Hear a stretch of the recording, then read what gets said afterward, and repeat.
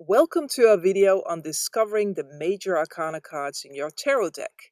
These 22 cards hold significant meanings and can provide powerful insights into your life. To start, look for the cards with a title at the bottom and a Roman number at the top. These are the Major Arcana cards. Take your time to find all 22 of them in your deck. Once you have identified the Major Arcana cards, you're ready to dive deeper into their meanings and symbolism.